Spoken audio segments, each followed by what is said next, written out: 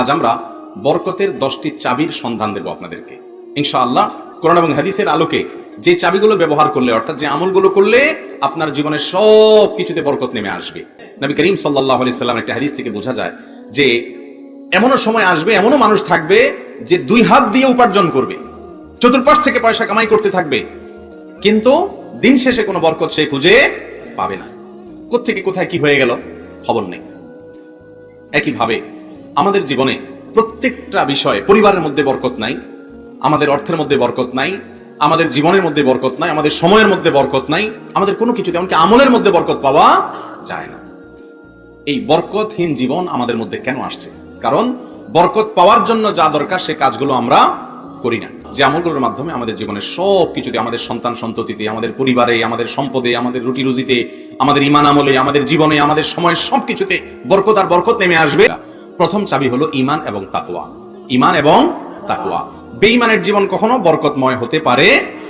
বেঈমান, যার ভিতর আল্লাহর প্রতি ঈমান নাই, যার ভিতর তাকওয়া নাই, যে ফাসিক, আল্লাহর অবাধ্য, আল্লাহর নাফরমান, হারাম হালাল যে বাছবিচার করে না, যে বেছে বেছে চলে না, যার কাছে হালাল হারাম এক, যা মনে চায় তা করে, এই ব্যক্তির জীবনে, যার মধ্যে আল্লাহর প্রতি ঈমান নাই, বিশ্বাস নাই, এই ব্যক্তির জীবনে কোনো বরকত নাই ভাই।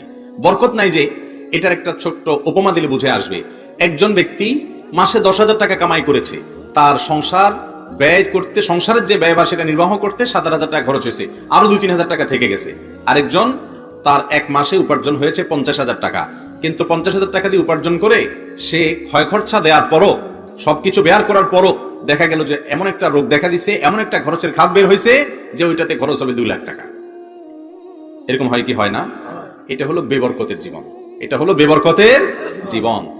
আল্লাহ রাব্বুল আলামিন সুখ এবং শান্তির মালিক, তিনি এটা বরাদ্দ রেখেছেন ঈমান এবং তাকওয়ার অনুসারীদেরকে। দেখুন, একজন ঈমানদার, একজন মুত্তাকি, যে হালাল হারাম বিচার করে চলে, যে আল্লাহর ভয়কে মাথায় রেখে চলে, তাকওয়ার চেতনা তাকে পরিচালিত করে, এই আল্লাহর বান্দা দুনিয়াতে যদি কষ্টও পায়, সেই কষ্টটাও তার জন্য সুখের। কিভাবে সুখের? কারণ সে জানে এই কষ্টের বিনিময়ে আমার আমলনামাতে সওয়াব লেখা হচ্ছে, সে জানে এই কষ্টের বিনিময়ে আমার জন্য জান্নাত প্রস্তুত হচ্ছে। তার অবস্থা হলো হাতির মতো, বাঁচলেও লাখ, মরলেও লাখ। বরকত এবং প্রকৃত কল্যাণ জিনিসটা আল্লাহ তাআলা দিবেন ওই ব্যক্তিকে যার ভিতরে ঈমান এবং তাকওয়া আছে। কোরআনে কারীমে আল্লাহ রাব্বুল আলামিন সম্পর্কে ঘোষণা করেছেন। আল্লাহ বলেছেন, ওয়ালাউ আন্না আহলাল কুরআ আমানু ওয়াত্তাকাউ লাফাতাহনা আলাইহিম বারাকাতিম মিনাস সামাই ওয়াল আরদ। যদি জমিনবাসী, কোন জনপদের লোকেরা, কোন এলাকার মানুষেরা, কোন গ্রামের মানুষেরা, তারা যদি ঈমান আনে এবং তাকওয়া অবলম্বন করে, আল্লাহ বলেছেন লাফাতাহনা আলাইহিম বারাকাতিম মিনাস সামাই ওয়াল আরদ, তাহলে আসমান এবং জমিন উভয় জায়গা থেকে সমস্ত বরকতের দুয়ার ওই ঈমানদার মুত্তাকির জন্য আমি খুলে দিব। তার জীবনের সবকিছুতে সে বরকত দেখতে পাবে, অল্পে তুষ্ট হয়ে যাবে, অল্পতে সে সুখী হয়ে যাবে, মনে তার প্রশান্তি আসবে, হারানোর পেছনেও সে কিছু একটা পাওয়া বা অর্জনের সে পথ খুঁজে পাবে ইনশাআল্লাহ। অতএব বরকতের প্রথম চাবি হলো ঈমান এবং তাকওয়া। আল্লাহ তাআলা আমাদের সবাইকে ঈমানদার এবং মুত্তাকি হওয়ার তৌফিক দান করুন। ঈমান তো আমরা চিনলাম কি জিনিস। ঈমান হলো আল্লাহ রাব্বুল আলামিন এবং গুরুত্বপূর্ণ যে আরো ঈমানের রকমগুলো আছে সেগুলোর প্রতি বিশ্বাস করা এবং নিজেকে আল্লাহর কাছে সুপর্দ করে দেওয়া। তাকওয়া কি জিনিস? তাকওয়া হলো একটা চেতনার নাম ভাই। কি চেতনা? অন্তরের মধ্যে আল্লাহর ভয়ে সমস্ত হারাম কাজ থেকে বেঁচে থাকা, আল্লাহর নির্দেশে, আল্লাহর মহব্বতে সমস্ত ভালো কাজ করা, এটার নাম হলো কি? তাকওয়া। অন্তরের একটা চেতনা, যে চেতনা আমাদেরকে ভালো পথে চালাবে, খারাপ পথ থেকে দূরে রাখবে। এই জিনিসটা যে থাকবে তার জিন্দেগিতে বরকত নেমে আসবে। বরকতের দ্বিতীয় চাবি হলো কোরআনে কারীমের তেলাওয়াত। আল্লাহ তাআলা কোরআনে কারীমে বলেছেন, হাযা কিতাবুন আনজালনাহু মুবারাক, এই কিতাব আমি এটাকে নাজিল করেছি বরকতময় করে। নবী করিম সাল্লাল্লাহু আলাইহি ওয়াসাল্লামের হাদিস থেকে বোঝা যায়, যে ভাষা, যে বাড়িতে কোরআনের তেলাওয়াত হয়, ওই ভাষা, ওই বাড়িতে আল্লাহ রাব্বুল আলামিন রিজিক দেন, ওই ভাষায় আল্লাহ রাব্বুল আলামিন বরকত দান করেন, ওখানে আল্লাহ তাআলা বহুমুখী কল্যাণ আল্লাহ তাআলা নাজিল করেন। বরকতের তৃতীয় চাবি হলো ভাই আল্লাহর নাম নেওয়া, বিসমিল্লাহ পড়া এবং আল্লাহর স্মরণ করা। নবী করিম সাল্লাল্লাহু আলাইহি ওয়াসাল্লামের হাদিস থেকে বোঝা যায়, কোনো কিছুতে যখন বিসমিল্লাহ দিয়ে শুরু করা হয় তখন সেটা বরকতময় হয়। কুল্লু আমরিন জিবালিন লাম ইবদা বিবিসমিল্লাহি ফাহুয়া আবতার আও আকতা আও কামা ক্বালা আলাইহিস সালাতু ওয়াস সালাম। কয়েক রকমের হাদিস আছে, গুরুত্বপূর্ণ কোনো কাজে আল্লাহর নাম না নিয়ে যদি করা হয় সেটা বরকতপূর্ণ থাকে না, এটা ত্রুটিপূর্ণ হয়। আপনি খাওয়ার সময় যখন বিসমিল্লাহ বলবেন, শয়তান সেখানে অংশগ্রহণ করতে পারবে না, বরকতময় হবে, স্বাস্থ্যকর হবে। আপনি বাসায় ঢুকতে যখন বিসমিল্লাহ বলবেন, তাহলে শয়তান সাথে প্রবেশ করতে পারবে না, বরকতময় হবে। আপনি যখন প্রত্যেকটা কাজের শুরুতে বিসমিল্লাহ বলে শুরু করবেন, জিন্দেগিতে বরকত আসবে।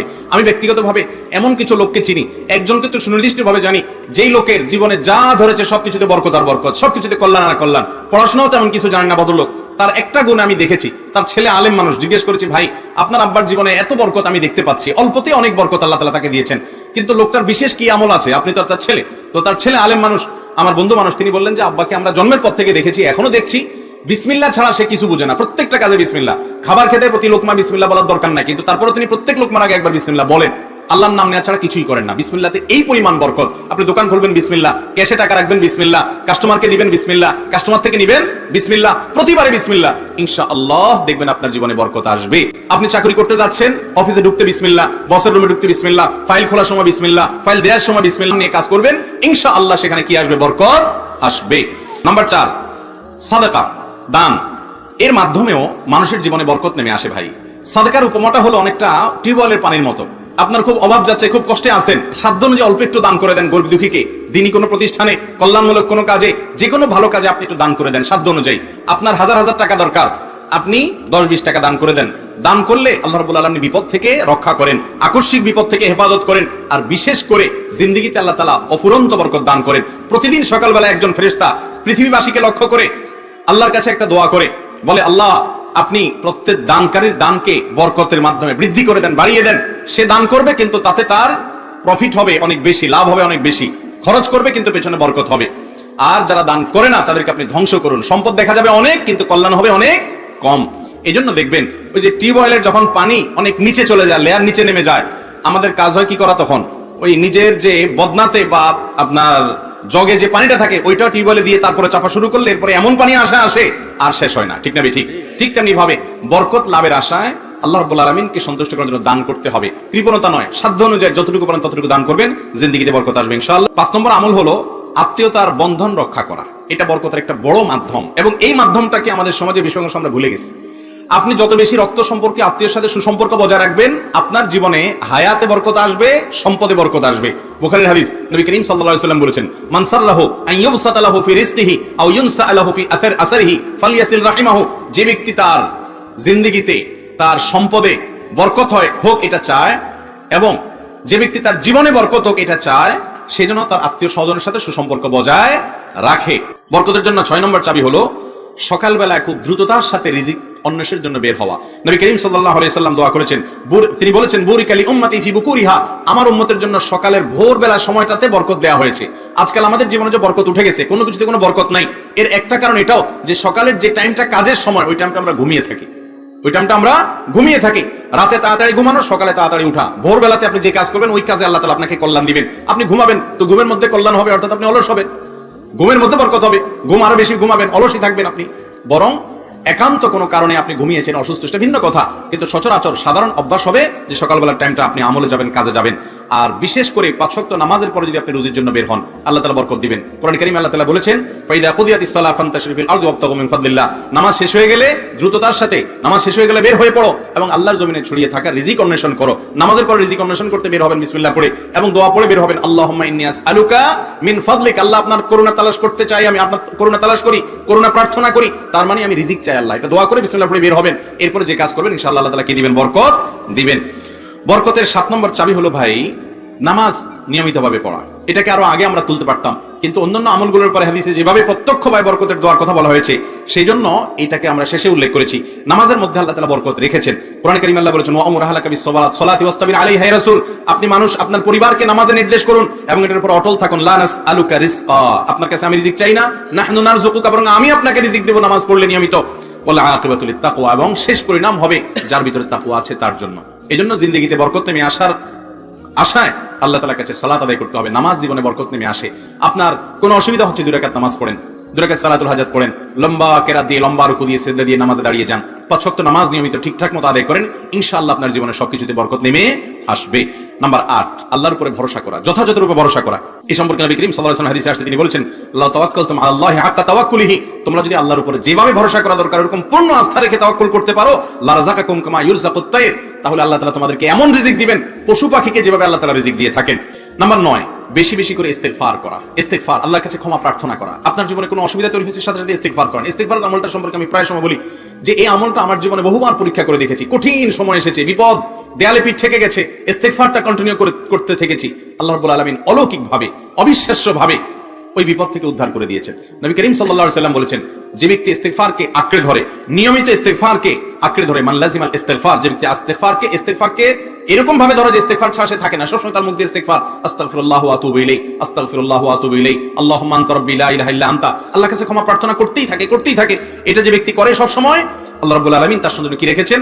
জাআলাল্লাহু লাহু মিন কুল্লি যিকিন মাখরাজা, সকল বিপদ, কঠিন সময় থেকে, ঝামেলা থেকে বের হওয়ার জন্য একটা পথ আল্লাহ তাআলা তাকে বের করে দিবেন। ওয়া কুল্লি হাম্মিন ফারাজা, যে কোনো পেরেশানি দূর করে দিবেন। ওয়া রাযাকাহু মিন হাইসু লা ইয়াহতাসিব, এমন ভাবে রিজিক দিবেন যে এখান থেকে রিজিক পাবে সে আশাও করে নাই, সারপ্রাইজের রিজিক তিনি লাভ করবেন ইস্তেগফারের মাধ্যমে। এজন্য ইস্তেগফার এটাও জীবনে বরকত নেমে আসার অন্যতম মাধ্যম, বরকতের বড় একটা চাবি। নাম্বার 10, সালামের বিস্তার, বেশি বেশি করে সালামের বিস্তার, ব্যাপকভাবে সালামের বিস্তার। এটা যত বেশি করা যাবে জিন্দেগিতে তত বেশি বরকত নেমে আসবে। বিশেষ করে সালাম যদি পূর্ণাঙ্গ সালাম দেন আপনি, আসসালামু আলাইকুম ওয়া রাহমাতুল্লাহি ওয়া বারাকাতুহু, এর মানে কি? আপনার প্রতি শান্তি বর্ষিত হোক এবং আল্লাহর রহমত বর্ষিত হোক এবং আল্লাহর বরকত আপনার উপরে নাজিল হোক। এটা আপনি কারোর জন্য দোয়া করলেন, তিনি আবার জবাবে আপনাকে পূর্ণাঙ্গভাবে ফেরত দিবেন। কারণ ইযা হাইয়িতুম বিতাহিয়াতিন ফাহাইয়ু বিআহসানি মিনহা ওয়া রুদ্দুহা, আপনি ওয়া বারাকাতুহু বললে যিনি জবাব দিবেন তিনি কমপক্ষে ওয়া বারাকাতুহু পর্যন্ত বলাটা তার জন্য কি আবশ্যক, ওইটা তার জন্য জরুরি, ম্যানার্স। এই জন্য তিনিও যখন বলবেন ওয়া আলাইকুম আসসালাম ওয়া রাহমাতুল্লাহি ওয়া বারাকাতুহু, তখন অর্থটা কি দাঁড়াবে? আপনার প্রতিও শান্তি, রহমত এবং বরকত নাজিল হোক। একে অন্যের জন্য যখন বরকতের দোয়া করে, বিশেষ করে আপনি অন্য কারোর জন্য যখন রহমতের বরকতের দোয়া করলেন, আল্লাহর ফেরেশতারা আপনার জন্য দোয়া করবেন, হাদিসে সাবিত আছে। এই জন্য ভাইরা আমার, বরকত নাজিল হওয়ার জন্য বেশি বেশি করে সালামের আদান প্রদান, বাসা বাড়িতে, পরিবারে, পরিজনে, চেনা অচেনা, জানা অজানা, বড় ছোট সবাইকে গণহারে সালাম দিতে হবে। যেই ঘরে, যে অফিসে, যে কর্মস্থলে সালামের ব্যাপক প্রচলন হয় এবং একে অন্যের জন্য বরকতের দোয়া করতে থাকে, আল্লাহ রাব্বুল আলামিন সেখানে বরকত নাজিল করবেন ইনশাআল্লাহ। তাহলে বরকতের এই 10টা চাবি ব্যবহার করবো তো ইনশাআল্লাহ।